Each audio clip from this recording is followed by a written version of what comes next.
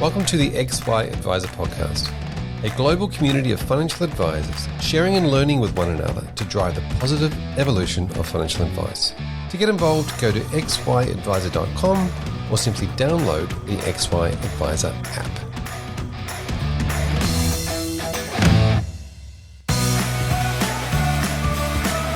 This podcast is proudly brought to you by Challenger. At Challenger, we want to help you ensure that your retiree clients can meet their retirement needs today and tomorrow.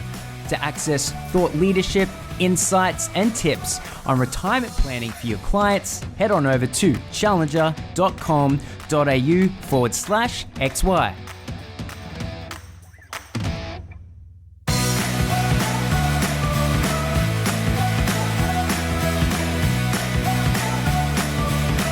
Welcome back to the XY Advisor Podcast. I'm your host, Fraser Jack, and we are talking about the changing landscape of retirement.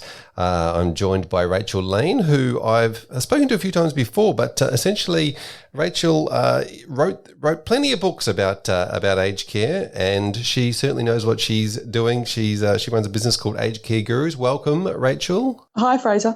Thank you for joining me today. Now, maybe we start with quickly just a quick explanation of what Aged Care Gurus is. Sure. So, as you know, I came into Aged Care Gurus having been a financial advisor and really set about building the tools and resources that I think advisors need to give great advice.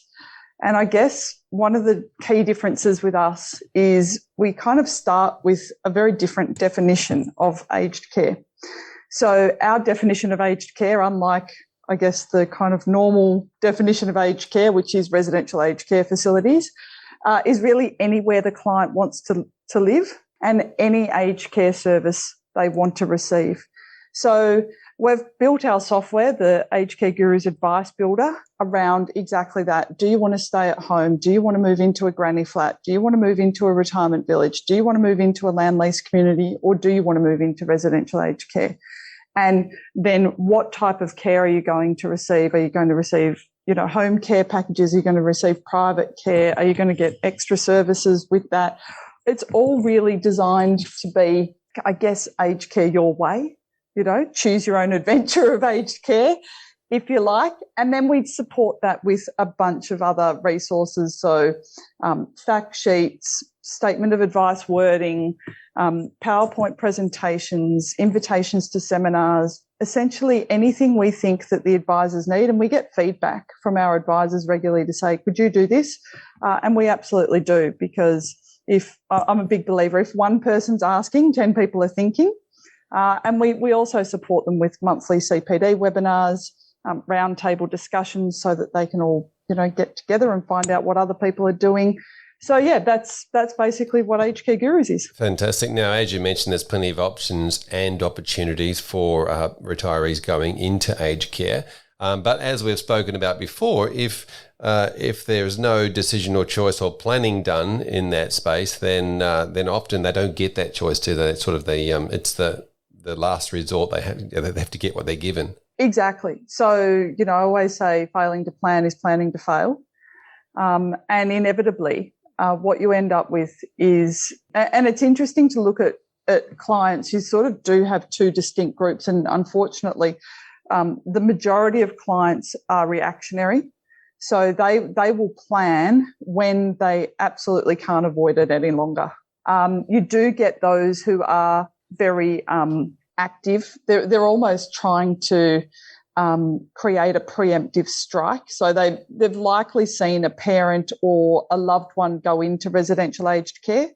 They've decided that they absolutely do not want that for themselves or their partner or both, and they take active action to make sure that they set up their retirement in a way that gives them the best chance of not having to move to residential aged care in the future. But unfortunately, they are the minority of people seeking aged care advice. The majority of people seeking aged care advice are seeking it on behalf of someone else. That person may or may not have mental capacity to make those decisions. So often the decisions are being made for them. So it's what I say, it's a very different experience. If somebody is doing this with you, that's a very different experience than when someone is doing this to you. Yes. So, yeah, it is quite different. And typically, if you take that other larger group to the extreme, that person is in a hospital bed because something has happened, a medical crisis has happened,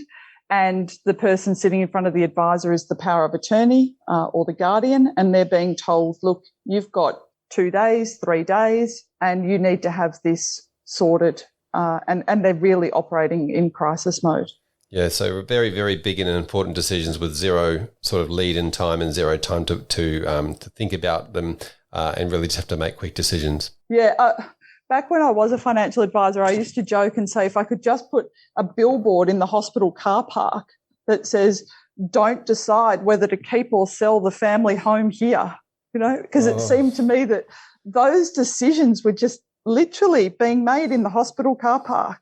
And that's not a great place, and you're not in a great frame of mind to make the right decision or the best decision in that environment. No, there is no way. Like the emotion that's going through those people at the time would cloud any decision. Yeah. So the big thing is here is to have the conversation early, which obviously we know that from past behaviours, people are leaving it to the last minute, or because they're fearful, or they just don't want to talk about it. What's the main reason?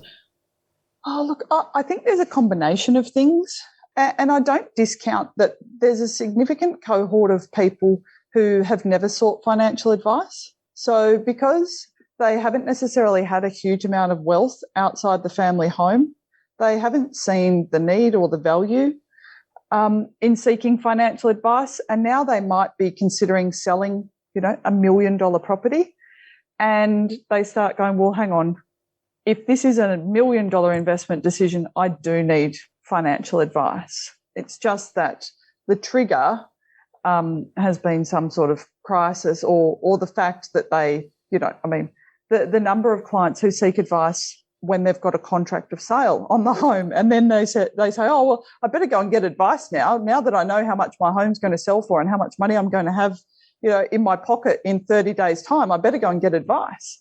And back when I was a financial advisor, the number of clients, I would just shake my head and go, well, we can't unsell a house, and that was potentially the best strategy you had. Okay, so what can planners do then if that's the case? Because it sounds to me like there's a fair amount of education around that. You as the retiree or their clients talking about their parents, whatever it might be, whether it's the actual the retiree themselves or their kids as the client of the financial advisor. What can advisors do in this space to make their clients more aware? Yeah, I think you're spot on. I think it is all about education. I think it is all about clients or prospective clients learning those trigger points and saying, well, that means I need to get advice. I need to stop before I keep going down this road. I need to stop and get advice. And that is really the motivation behind the books that I've written and the columns that I write for Sydney Morning Herald and The Age and people like that. It's really about getting that level of education through to consumers that you do have a smorgasbord of choices, and that's the great thing. People always complain about the complexity, but the complexity comes from the smorgasbord of choices that you've got. So when you've got that many choices, you have to take on the responsibility to investigate those choices and to get great advice and work out which of those options is going to best suit you. Because, when it comes to aged care, there isn't a silver bullet. There isn't, I think sometimes people think that, there's a perfect solution or, I think before the Royal Commission, everybody had some very strong held beliefs that weren't necessarily based on anything but assumption about residential aged care. So they thought that if you move into residential aged care, you're going to get more care than what you could get at home, or that if you move into residential aged care, you're going to get better care than what you could in another environment, or both. You're going to get both more and a higher quality of care. And I think what the Royal Commission has shown us is that that's not necessarily true. And it really has shaken that line, or that kind of pinnacle of residential aged care being the, if you like, the ultimate care solution. It's interesting when you mention the word assumptions, because obviously people have an assumption based on a very narrow experience, often not many experiences, one or two experiences, and then that's what they think of the whole system is, and which I guess is very difficult from the education point of view when people come at it from so many different angles. Yeah, that's right. And everyone does come in with their own idea of what aged care looks like. And unfortunately, it may be shaped by bad life experiences. The other unfortunate shaping may be by the media, and it may not be representative. There's 1.3 million people receiving aged care services in this country, and less than 200,000 of them live permanently in an aged care facility. When people are talking to me about aged care, I can tell that the underlying assumption of what they're talking to me about is residential aged care. And, I'd just love to grab that assumption and turn it upside down and say, listen, when we're talking about aged care and you're only talking about residential aged care, you're ignoring 80% of people who are receiving aged care services. Yeah, that's incredible. And you're right. The media needs to make headlines. And of course, they've had plenty of headlines over the last sort of 12 months to be able to point the finger at facilities and say they're doing a terrible job, where a lot of them might be doing a great job. Well, and some of them have. There's no doubt about it. Some of the stories, I know people have been working in aged care literally for decades, and they are shaken to their core over some of the stories that have come out.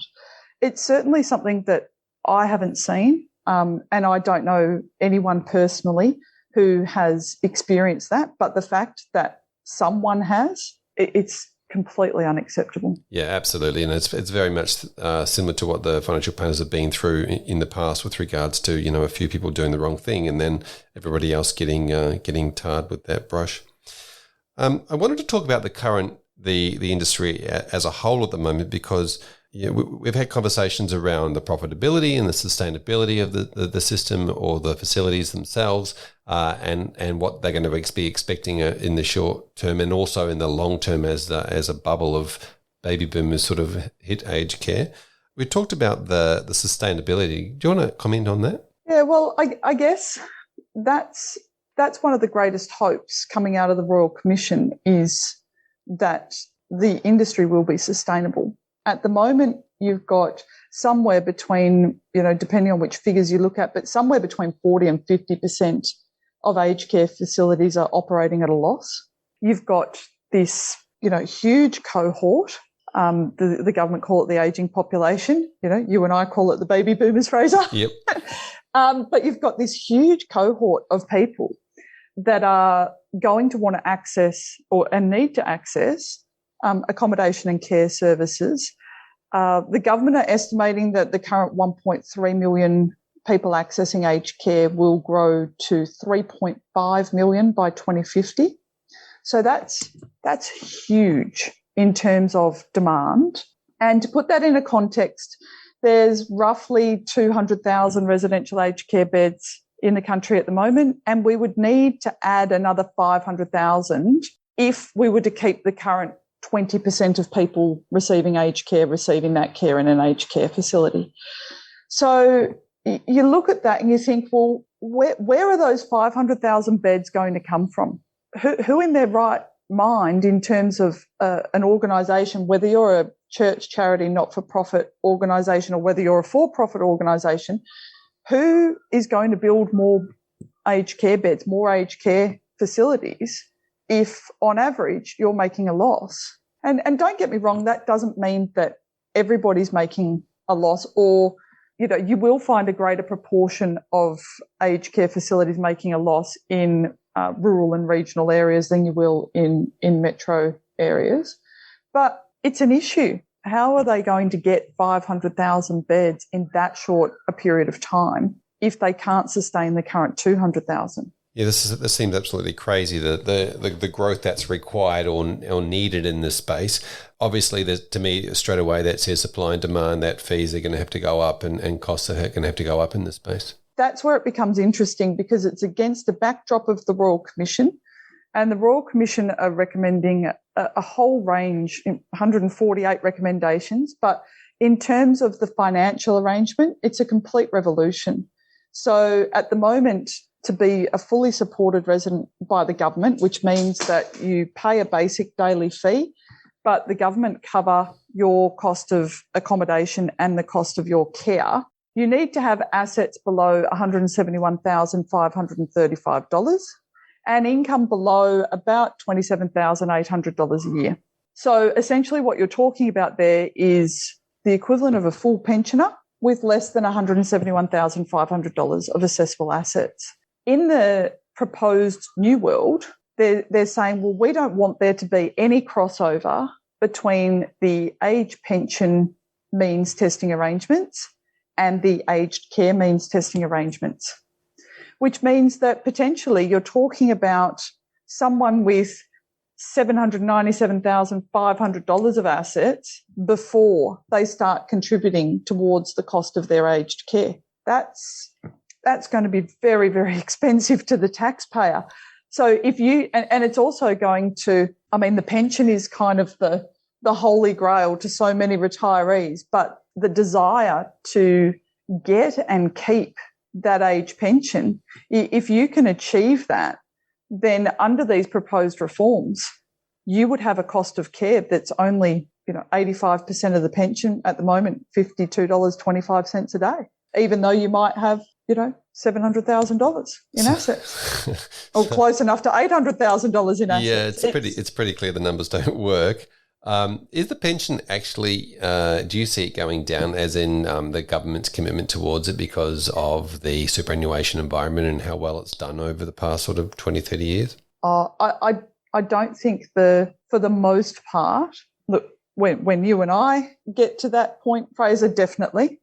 But I don't see it. I can see that there will be a growing number, and certainly, ABS statistics support that there will be a growing number of people receiving a part pension versus a full pension. But in terms of this idea that there won't be pensioners, it just doesn't stack up that would be the case. Yeah, so essentially, if superannuation was started 30 years earlier, we might be okay. But the problem we're going to have is, as you said, the 3.5 million people by 2050 needing aged care services, and the fact that those people didn't really have a whole superannuation pot growing over 40 years to self-fund them. Exactly.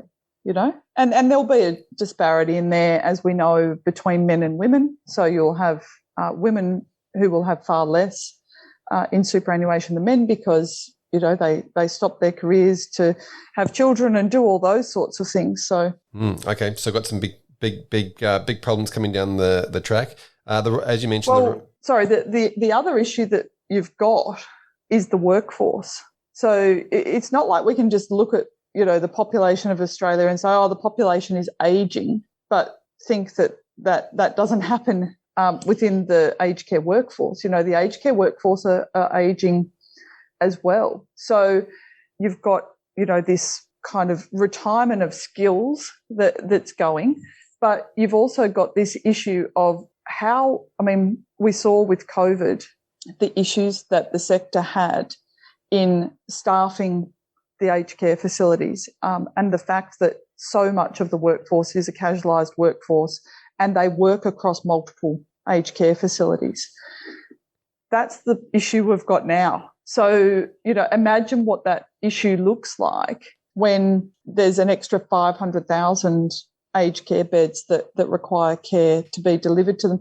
And even imagine, Fraser, we've got sort of 1 million people accessing care in the home. Imagine what that looks like when you've got 2.8 million people getting care in their home. The idea that we can have the current models that we've got, where we've got literally nurses driving door to door in the suburbs, I just don't think the workforce is going to be able to sustain that. I think what you'll find is they'll need to move to more of a hub type model, and potentially, they'll need to move to a retirement village, a land lease community, some form of community-based housing where those services can be delivered in a really effective and economical way.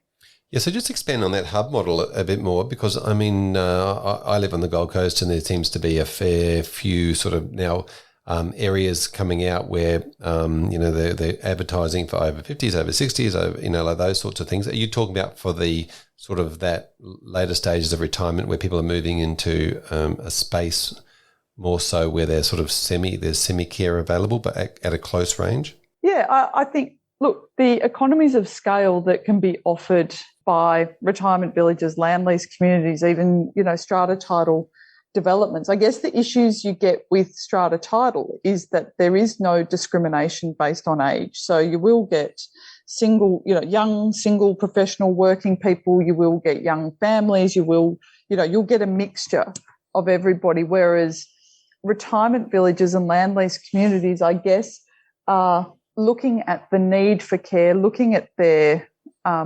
residents and their prospective residents, and they're building their buildings, whether they're freestanding homes, whether they're apartments, whether they're units, whatever they might be, with what I call care infrastructure. So you don't necessarily see it, and certainly the majority of them don't look anything like an aged care facility, but there's nice wide corridors, for example, and that just gives a sense of space. But when you know what you're looking at, you know that the reason they've built it that wide is so that you can get one of those zippy frames to go up and down that corridor. And likewise, when they've got a very spacious kitchen, there's extra gap between the island bench and the back wall of the kitchen. You know that it's for mobility related reasons, and likewise the bathroom. They don't necessarily have the grab rails on display, but they've got the anchors in the wall so that if those grab rails are needed, and likewise there's no step to get into the bathroom, there's no recess on the shower, it's all very big and open, and it looks like a hotel. Sometimes you even have a shower that you can access from both sides. It looks very much like a luxury hotel, but in reality a lot of those design choices are about the delivery of care, whether it's now or in the future. So I guess people, if they're a lot of people have that long held view, if I need aged care, I'm going to get it in my own home. They discover that that's not necessarily safe, that's not necessarily practical, that's not necessarily affordable when that time comes, because they've never really looked at their home through those lenses. Yes, yeah, I agree. And we've sort of talked before about the concept of baby boomers when they come through having different expectations than what they would have put their parents into. Absolutely. I mean, baby boomers have revolutionised everything they've touched. And I think, retirement villages, the financial model has really been built on an exit fee. And it came out of the church, charity and not-for-profit organisations who built retirement villages back in the 50s, and they wanted to make it affordable. So really it's an affordable housing model. And what they did is they built these villages and they said, well, we'll charge you this amount up front and we'll charge you 30% later. That's basically how it worked. And then along the way, they just charge almost like a body corporate. There's a budget of expenses. They apportion the expenses. There's no profit in the running of the village in that way. So that's where that industry has come from. But I think the idea that you say to a baby boomer, look, retirement villages, the birth of that industry, which may have occurred before your birth, is this financial model. Ergo, you're going to have to pay an exit fee because that's what's been accepted for the 70 years before you got here. Baby boomers will just say, well, why? Okay, I understand that's how you've always done it, but if I go and buy a new car, if I go and buy a mobile phone, if I have choices about the way in which I pay for that. Why would I be forced into paying an exit fee? Why are you forcing me to accept affordable housing when I don't need your affordable housing? Thanks anyway. Okay, and that comes back down to when we do talk to people before they have to make the choice and show them their options and then let them have a bit of a negotiation period rather than being forced into something. Yeah, absolutely. I don't, I mean, some of the operators are already moving down that road and providing payment options, but by and large, the industry is still very, very wedded. And I do try and challenge their thinking on that from time to time. You know, when I speak at conferences and things like that, I say to them, imagine if you went down to BMW and you wanted to buy a car. And imagine if the salesperson said to you, you can buy this car, it's $80,000, but you can't buy it for $80,000. What you need to do is you need to pay me $50,000 today and $50,000 in 5 years' time. And the consumer would rightly say, but it's only worth $80,000 today. It's going to cost me $100,000 if I pay for it over 5 years. And the sales guy would say, oh, yes, but that's the value of our money over time. We need to be compensated because we're effectively letting you have the capital for that period of time. Everyone would be outraged. Everyone would say that is forced finance. You absolutely cannot do that. You cannot force somebody to borrow money from you and pay a premium for the right to do that. And yet in retirement villages, because that's the origin of the industry, and because they don't view it in that way, they don't view it as forced finance. And I think it's probably only because, you know, I and, you know, many of your listeners being financial advisors look at it and go, well, hang on a minute, what's the difference between that and that? They just accept it. But the idea that baby boomers are going to just accept that and say, oh, okay, I'll pay an exit fee. No, I don't think so. That being said, I don't think exit fees will be removed completely. I think exit fees play a really important part of helping people who otherwise couldn't afford to pay the full price up front. But I think they should just be used for exactly that. They should be used for those who need it and not forced on those who don't, because it just makes the transaction more expensive. Yeah, that's really well put, and absolutely right. I think that you're right. The models will have to change. Now we mentioned the Royal Commission, obviously 148 recommendations. Who's going to pay for them all? Yeah, well, and that is, I'd love to say that's the $1 million question, but I think that the answer to that is it's closer to $25 billion question. Look, there was talk about a levy. There were a couple of different models that were proposed. So one of the interesting things about the Royal Commission's report was that the commissioners didn't necessarily agree on everything. And so in some cases you have, a divergence of views about how these things would happen. And certainly when it came to the aged care levy, the commissioners agreed that a levy would be necessary to fund the improvements and the freeing up of aged care services, but they didn't necessarily agree on how that levy would work. And Josh Frydenberg has kind of come out and said, well, we're not really sure that there will be a levy, because the levy did receive a lot of media attention, and a lot of people were very, very concerned about what that would mean. You know, potentially you would be increasing the top marginal tax rate by 5%. That means you're taking the top marginal tax rate over 50%. It's a pretty expensive exercise for taxpayers. Yeah, I'm not 100% sure that we've got the right balance within the proposed reforms around means testing and user contributions versus what the government, ergo the taxpayer, will need to pay for. Yeah, that's really interesting. You're not sure, and neither are the commissioners. So, which means no matter what they do or say, there'll be somebody disagreeing. So it'll be tough to get reforms through. You know, when it comes to these proposed, new means testing arrangements, there's a significant change to how the former home would be treated. At the moment, the former home is included in someone's aged care assets unless a protected person lives there. If a protected person lives there, it's exempt.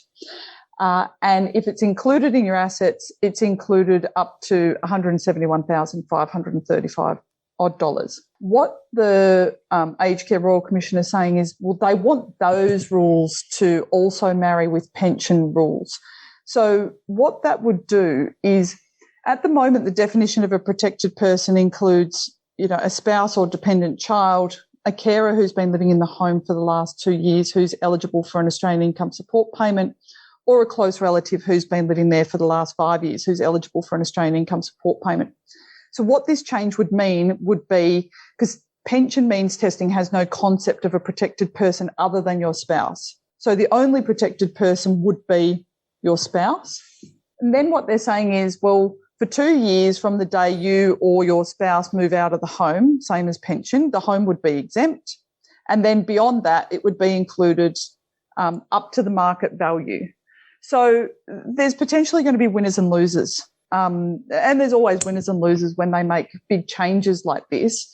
But I guess my concern really revolves around those people who currently meet that criteria of a protected person, those carers, those close relatives who are living in that home, and what this change to these rules means for where they're going to live. Yeah, I think and even what arrangements people kind of are willing to get into, knowing that this is how the home would be assessed if that person was to subsequently move into residential aged care. Yeah, the protected person thing to me sounds pretty like it needs to have more consultation or conversation around it, because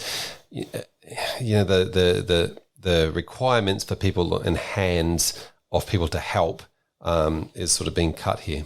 Yeah, that's right. We already know that the heavy lifting when it comes to care is done by what the government call informal carers, which overwhelmingly is family. So the idea that we would remove these rules and make it harder as a society for us to get those people to do that and therefore place greater strain on the formal workforce, it doesn't make a lot of sense. With regards to the main changes out of the Royal Commission, how would you summarise that? What are the main things that are coming out of it?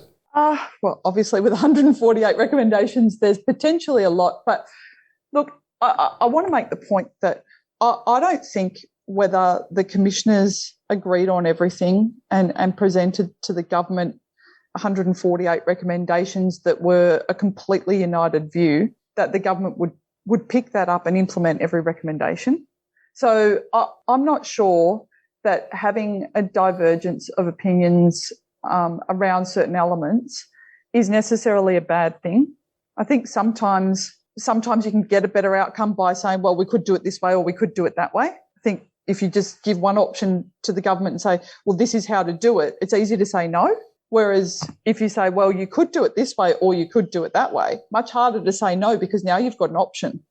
So, look, some of the interesting things around the proposed reforms are the change to the means testing arrangements, which would basically mean that if somebody could get and hang on to an age pension, they would only contribute $52 a day towards the cost of their residential aged care.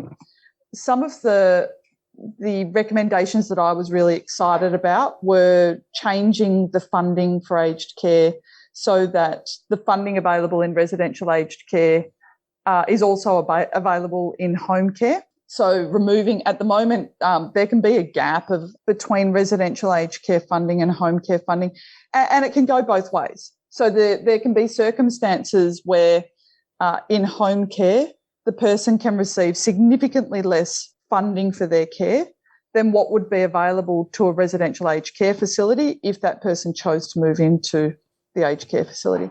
But likewise, you can have the opposite. You can have someone getting a home care package, particularly if they've got dementia or cognition-related care needs, and the funding for those care needs through the home care package is greater than what the government would fund if they had those same care needs in a residential aged care facility. So, it was part of our submission to the Royal Commission that there were these anomalies, and it didn't really make a lot of sense that the amount of funding available for someone's care was different based on where they lived. So I'm really excited that that's being removed. I'm really excited that aged care is basically being moved from a rationed-based system. So people often think of aged care as like Medicare. If you need it, you get it. It's not going to take very long to get it. It doesn't work like that at the moment. It's basically a budget of money, and they apportion that budget of money across the services from home care services to residential aged care services, with residential aged care services getting the lion's share of the funding. And that's it. And the result of that rationing is exactly what we see with the home care package waiting list. There's roughly 100,000 people waiting for a home care package. And the Royal Commission took evidence that, it's estimated about 16,000 people a year die waiting for their home care package. And certainly there were stories of people waiting 34 months for their home care package to start. I mean, I guess the reality of the system versus people's perceptions, it's black and white. People have an expectation, if I say to my GP that I need some help around, to stay at home and I need a little bit of aged care, on Monday someone's going to come and they're going to force me to get the reality of the system is the complete opposite of that.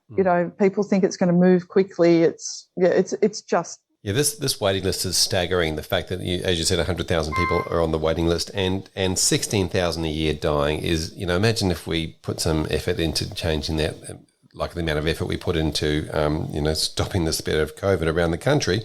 It seems to me that that's a bit of a no-brainer. We need to fix that up. Now, the package, the home care package waiting list is in the recommendations to be scrapped. Is that right? Yeah, so they want that waiting list to be cleared as a matter of urgency. So this year, of course, saying that and doing that are two different things, and there is that workforce issue now. So they would need to address, well, where's the workforce going to come from to deliver these services? But I think it's important because fundamentally, until they can do that, what choice do people really have when it comes to aged care?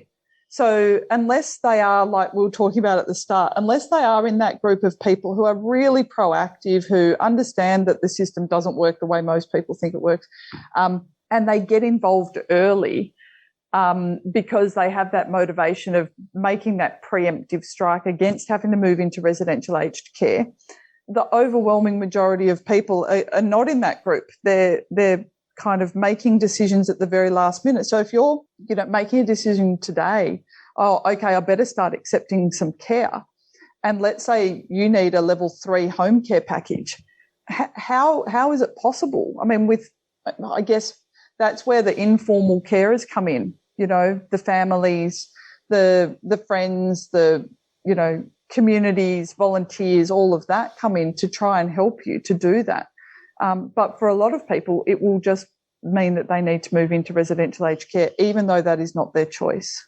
Now, we talked about this before, having the choice and, making decisions early. And I know you've got a book around the concept of, downsizing or right-sizing homes. Australians do have a lot of their money tied up in their homes. How do you see this playing out, and what can planners do about talking to their clients earlier or helping them with the concept around their, the asset of their family home? Yeah, I think, obviously the home is the biggest investment for most Australians, financially speaking. But the home is also the biggest investment in terms of, where you live has been shown to be the greatest indicator of how happy you're going to be, how long you're going to live.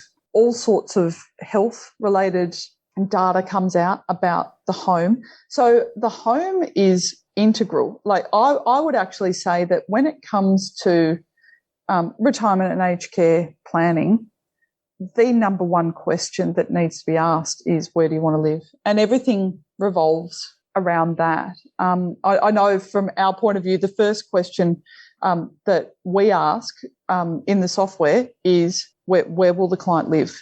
Because it really does impact on so much. So I think people, especially the baby boomers, will look at their home a little bit differently to the generations that came before them. Certainly baby boomers have been more inclined to move home And so moving again won't be as big of a deal.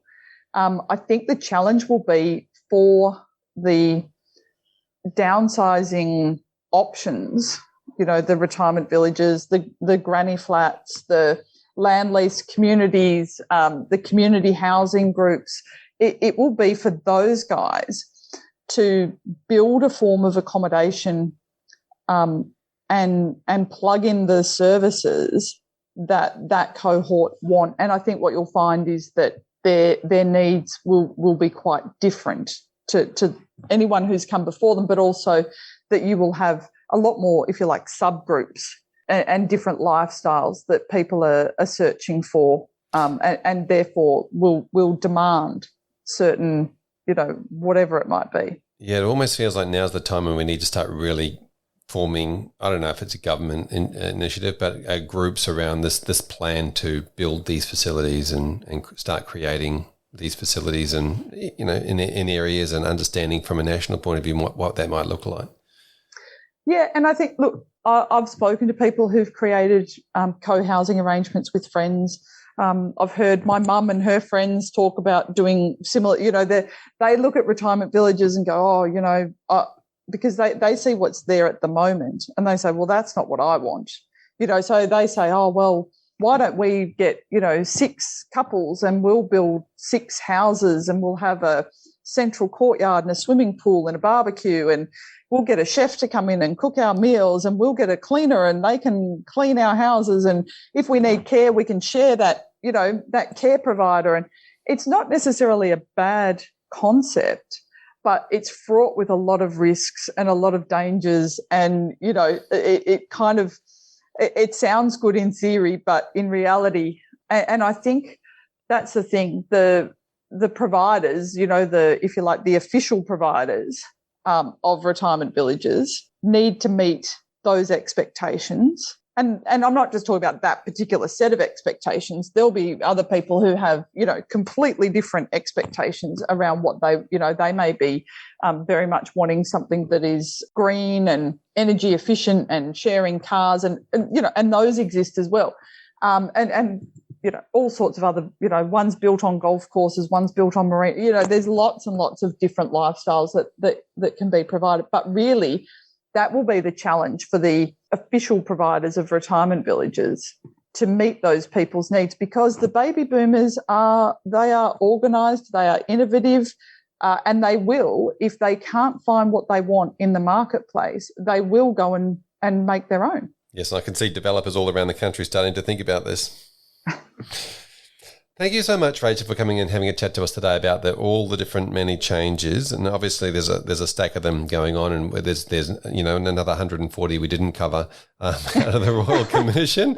Probably could be here all day on that, but I guess it's an interesting space. And obviously, as we mentioned before, the numbers don't quite work. So it's going to be very interesting to see how all this pans out over the next little while. Yeah, it is a great space. And I think, obviously, I have a passion for it, and I know a number of financial advisors out there share that passion. And the thing is that great aged care advice can make such a difference. And it's like any kind of great advice, right?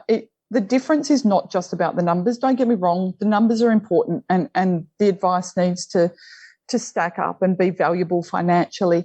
But great aged care advice is about so much more than that. It's really about honouring what that person wants for their aged care, and finding a way for them to afford that. And I just think, giving great advice in this space is really rewarding for the advisors. But I know that the clients get so much more bang for their buck than just the financial outcomes. Yeah, absolutely. And I think the big call to action here is to plan early. Educate well, educate your clients well, help them plan early so that they have those choices to make, and rather than being just left with what they have to do at the last minute. So, Rachel, thank you so much for chatting with us. How can people continue the conversation with you if they want to reach out? Well, we're in the Twitter sphere. If they would like to contact us on Twitter, we're on LinkedIn, Facebook, and of course our website, which is just agedcaregurus.com.au. And any way people want to get in touch, feel free. Wonderful. Thank you, Rachel. Thanks. Well, there you have it, another episode of the XY Advisor podcast. I'm Fraser Jack, and I'm here hanging out with Emily Blanche. G'day, Emily. Oh, yeah. Hey, Fraser. And we are chatting all things, but specifically we want to knuckle down the conversation around a shout out on this episode. Awesome. My favorite time of the week. So shout out today goes to XY Advisor Grant Miller from the sunny Gold Coast. So earlier this week, we launched the new Resources Centre on the platform. Now, this place is chock-a-block full of advisor shared documents, templates, resources, IP, and Grant saw that a couple of cash flow calculators had been shared. So he jumped in and then shared his as well. And as far as I'm concerned, you can never have too many. It's a way for advisors to not have to reinvent the wheel. They can jump in, take ideas and inspiration and see how others have done things in their business. So just wanted to say a massive thank you, Grant, for jumping in and sharing yours. To anyone else who is yet to jump in there, go and check out the Resources Centre. And if you have something that you can contribute and add, it all helps in driving the positive evolution of financial advice. And I know everyone will be super appreciative of it. So thanks, Grant.